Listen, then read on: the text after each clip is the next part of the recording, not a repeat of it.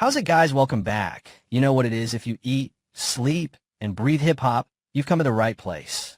CD Hip Hop Nerds is your go-to source for all things hip-hop news. Breaking stories, album releases, rap beefs, industry drama, and cultural moments that shape the game. We don't just report the news. We analyze it, break it down, and give you the realest takes on what's happening in the world of hip-hop. Whether it's the latest album reviews, artist controversies, behind-the-scenes industry moves, or the history that built the culture, we cover it all. From the underground to the mainstream, from legends to rising stars, we're here to keep you in the loop. If you love hip-hop and want to stay ahead of the trends, then hit that subscribe button, turn on those notifications, and join the movement. Because here at CD Hip Hop Nerds, we don't just talk hip-hop, we live it.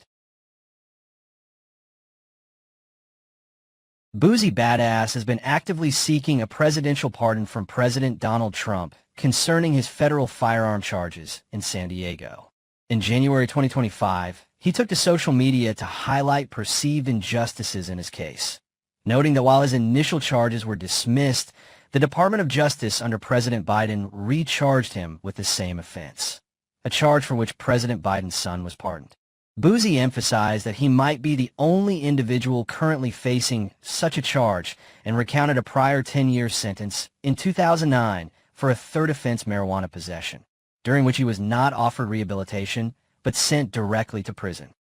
In a bid to further his cause, Boosie attended a Black History Month event hosted by President Trump at the White House in February 2025. He shared his experience on social media, captioning a post with "just looking for justice." The visit elicited mixed reactions from the public, with some mocking his attire and efforts, while others supported his pursuit of a pardon. Boosie's legal troubles began in June 2023 when he was arrested in San Diego on multiple gun charges, including felony possession of a firearm and transporting firearms across highways. Although the initial case was dismissed, prosecutors re-indicted him in July 2024 on the same charges, along with an additional charge of knowingly possessing a firearm while dealing with substance abuse. If convicted, he faces up to 10 years in prison. As of now, there has been no public response from President Trump regarding Boosie's pardon request. Let us now move to Travis Scott. Travis Scott made a notable return to Astroworld, but this time it was a bit different from the past. He threw the first pitch at the Houston Astros' spring training opener, marking a big moment for both his personal comeback and his connection to his hometown. His appearance was a reminder of how intertwined he is with Houston's culture. After the tragic events of the Astroworld Festival, where 10 people lost their lives and hundreds were injured during Scott's performance, his reputation and career took a massive hit. The incident led to lawsuits, public backlash, and intense scrutiny. For Travis, his return to the public eye, especially in Houston, his hometown, represents a kind of reclamation of his narrative. The pitch at the Astros game is a soft, controlled way for him to start re-engaging with fans and the public, where he's no longer just seen in the shadow of the tragedy. It's a positive, non-controversial event that allows him to rebuild his image without diving immediately back into the more intense or polarizing aspects of his career. Travis Scott is deeply tied to Houston, both personally and professionally. The Astroworld brand, his personal connection to the Astroworld theme park, and his ties to the city have always been integral to his identity. Throwing the first pitch at the Astros' spring training opener symbolizes him not just making a return to his home, but reclaiming it after being seen as the center of a disaster. It also gives him the opportunity to show his Houston roots in a way that feels celebratory and linked to a beloved local institution. Baseball, in Houston, is part of the fabric of the city, and being part of that in a positive, family-friendly environment might signal that he's ready to return to a version of his celebrity that connects with his community. The move also signals a more strategic step in how Travis is navigating his image. After the Astroworld incident, there were many questions about accountability, the safety of his concerts, and his role in the event's chaos. By making a comeback at a neutral, positive event like throwing the first pitch, he's sending a message that he's taking responsibility for his actions while showing that he's not going to hide from the public. This appearance could be seen as a form of redemption where he's gently dipping his toes back into the spotlight, without diving headfirst into the controversies surrounding him. The choice to return to Astroworld for this particular event also feels deeply symbolic. Astroworld, the name of his iconic album and festival, had become a double-edged sword for Scott after the festival's tragedy. For him to be at an Astros event that brings attention to Houston's pride and success, rather than the disaster, shows a shift in focus. It's about Travis taking control of his narrative and turning the page from the pain of what happened at the festival. From a strategic perspective, this event is a careful re-entry into the public's good graces. By choosing an event like this, Scott isn't directly addressing the festival tragedy or the legal fallout. It's not a media spectacle like an interview or a press statement. It's a gesture that quietly reminds people of the positive side of who he is, a proud Houstonian, a sports fan, and someone who gives back to his community. It's a smart move in terms of public relations because it shows humility without forcing it. The timing of his return could also be significant. With his music career still ongoing and the legal issues related to Astroworld still unresolved, Travis may be testing the waters to see how public opinion has shifted. By staying out of controversy and entering a safe, positive environment, he can gauge the public's reaction to his more casual appearances before diving back into performing or speaking out more about the festival. Now, let's move on to Drake. Drake and Party Next Door's collaborative album, Some Sexy Songs for You, has debuted at #1 on the Billboard 200 chart, surpassing Kendrick Lamar's GNX, which held the top position for 2 weeks. This achievement marks Drake's 14th album to reach the chart's summit, tying him with Jay-Z and Taylor Swift for the most #1 albums by a solo artist in the chart's nearly 70-year history. The album garnered 246,000 equivalent units in its first week, slightly below mid-week projections of 250,000 units. Notably, this is Party Next Door's first album to secure the #1 spot. Drake and Kendrick Lamar's competitive tension has been bubbling for years, but recently, things have been heating up. Kendrick's GNX had a massive debut, topping the Billboard 200 for 2 weeks and continuing his streak of critically acclaimed, high-selling albums. His album's success was seen by many as a symbol of lyrical rap, still dominating over mainstream, streaming-driven music. For Drake to come back and knock Kendrick out of the #1 spot, especially with a collaborative album featuring Party Next Door, feels like a power move. It suggests that, commercially, Drake still holds the upper hand in terms of reach and influence, despite Kendrick's reputation for being the more critically acclaimed artist.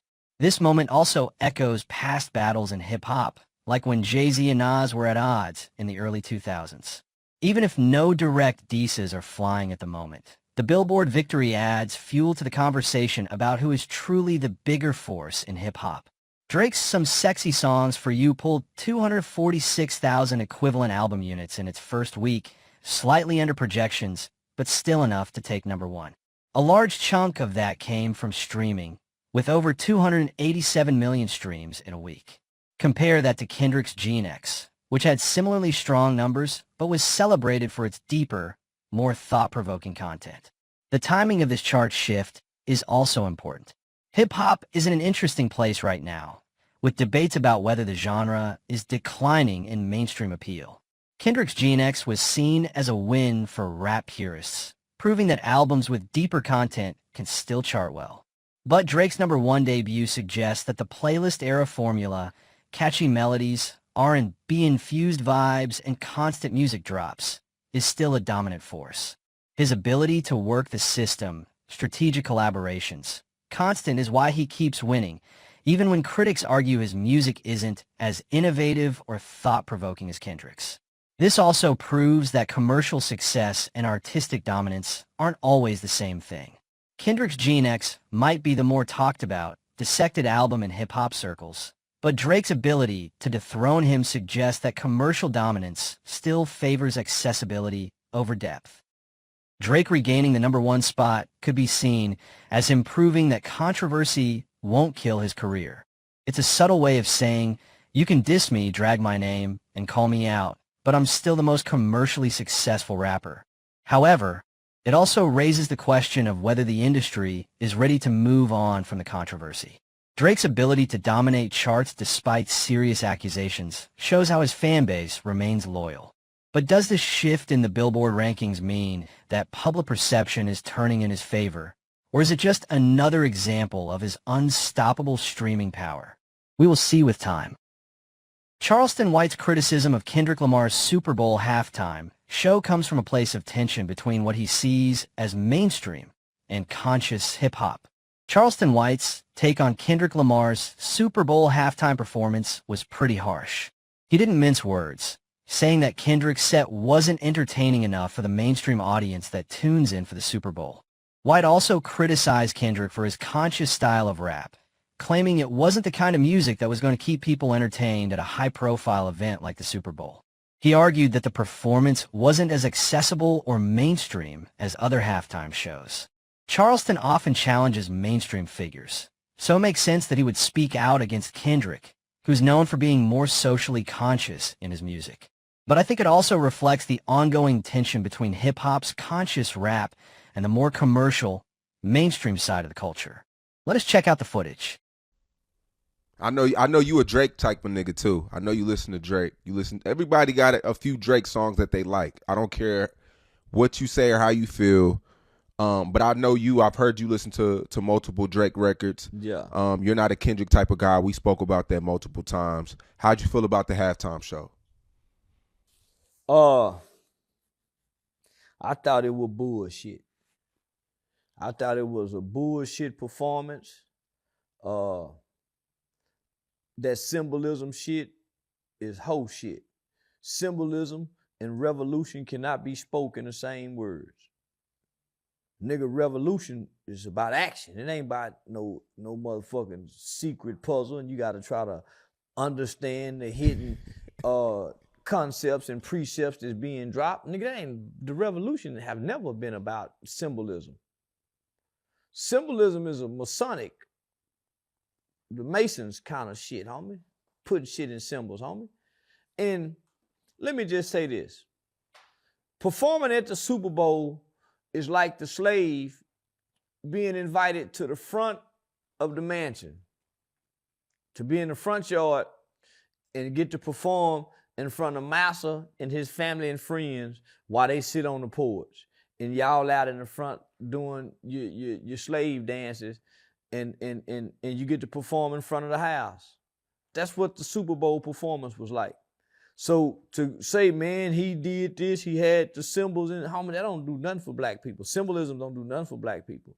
But the most disgraceful thing that I seen was Serena Williams up there crip walking. That was the most disgraceful thing that I saw during that performance. That's a wrap for today's session, y'all. Hit that like, leave a comment, and smash that subscribe so you don't miss what's next. Keep it real, keep it fresh, and stay hip-hop. Peace and love.